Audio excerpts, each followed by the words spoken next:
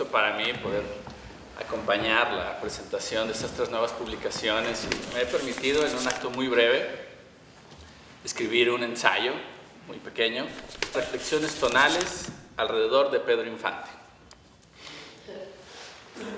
Crecí viendo las películas de Pedro Infante.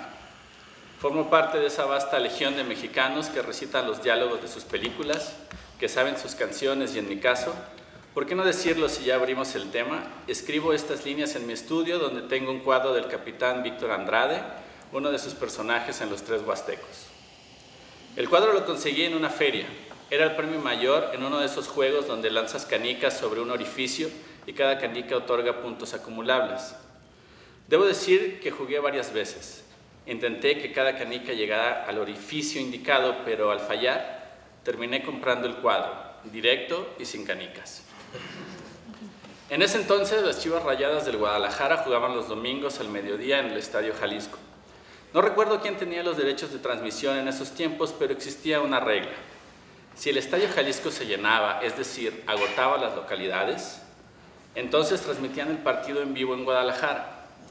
Si no, ponían una película de Pedro Infante. En las películas de Infante, el sistema tonal es sencillo de seguir. El bueno es bueno, bueno. El malo es malo, malo. El amigo es muy amigo y la amada es muy amada. Todo lo que suceda ayudará a fomentar la maldad del malo y la bondad del bueno.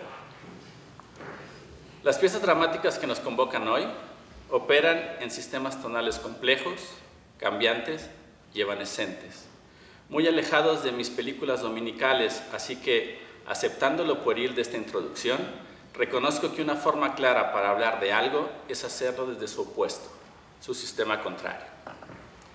Sin lugar a dudas, las obras de Córdoba, Gallardo y Portela constituyen universos personales muy definidos, con una clara línea de investigación estructural y temática.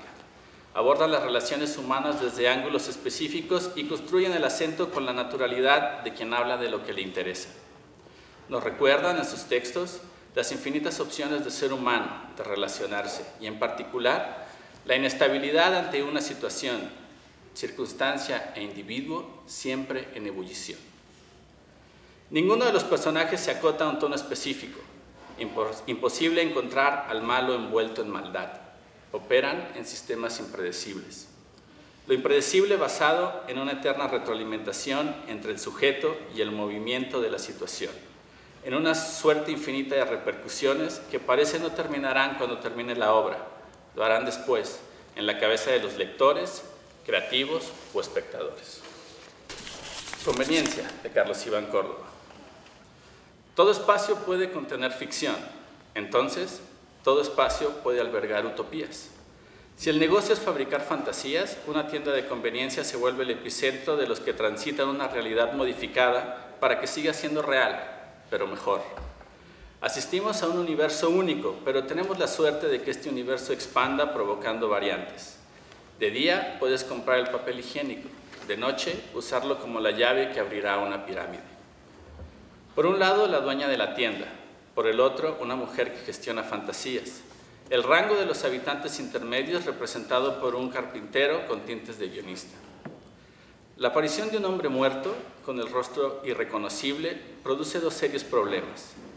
¿Quién es el hombre muerto? Y, más importante aún, ¿en cuál de las capas ficcionales debe investigarse el crimen? Si todo espacio puede contener ficción, todo espacio generado por la ficción logrará hacerlo propio. Esta obra la escribí a partir de los 3 meses en los que sobreviví trabajando en un Oxxo en la periferia de Hermosillo, Sonora. Y entre los personajes que huían de los hoteles y que se venían a esconder al Oxxo y en turno a la noche es maravilloso el cóctel de personajes que se puede vislumbrar, de los que van de paso, de los que llegan porque buscan refugio, los que compran un café y te cuentan toda su vida. Entonces, es una obra que escribí gracias a la beca de la Fundación para las Letras Mexicanas durante el periodo 2012-2013 y es una fortuna y pues saberla que ahora está como en papel y ya puedo como descansar, de corregirla, de releerla, de pensar hasta qué punto incluí lo que quería incluir y hasta qué punto dije lo que quería decir. Perros que ladran de noche, de José Alberto Gallardo. Esta pieza propone una reflexión sobre la barbarie, la dota de sensibilidad, otorgándole humanidad. La relación padre-hijo como un vínculo que no cierra con el tiempo, que no cierra con la muerte. Acudimos a un sistema corrupto, lleno de excesos, cuyos gobernantes parecen muy alejados de sus gobernados, pero que al mismo tiempo operan en una anhelada ética, si no social, por lo menos familiar. ¿Y si todas las sangrientas barbaries detonadas por el sistema han sido ejecutadas para impedir una catástrofe mayor? ¿Y si un individuo pudiera ofrecer bienestar a su entorno a costa de su familia? Se entrevera, por las acciones de Paula hacia Pablo, que un mal puede erigirse como un acto de amor, como protección ante consecuencias peores.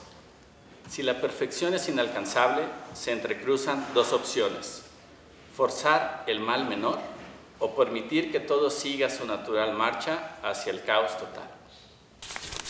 Bueno, Perros que ladran de noche, yo la escribí, pues siempre me llamó la atención la figura de Gustavo Díaz Ordaz, y después de saber un poco lo que había hecho, perpetrado y demás, pues siempre me pregunté, pues qué pasará por su cabeza. Para mí las imágenes que todavía están ahí en YouTube de las preguntas que le hacen y cuando dice yo asumo toda la responsabilidad, ¿qué significaría eso para él?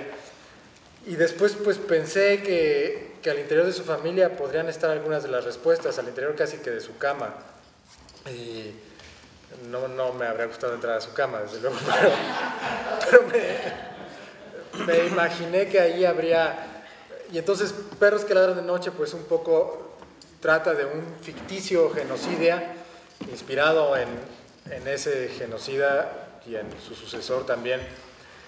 Y lo que ocurriría con su hijo, con los que quedan detrás de él. Los hijos de Díaz Ordaz creo que pues todavía le tenían mucho respeto, pero este hijo pues sufre un poco las consecuencias al saber que de alguna manera no ha decidido nada en su vida y que el poder lo ha aplastado, tanto como llegó a aplastar a personas en la plaza y en las calles.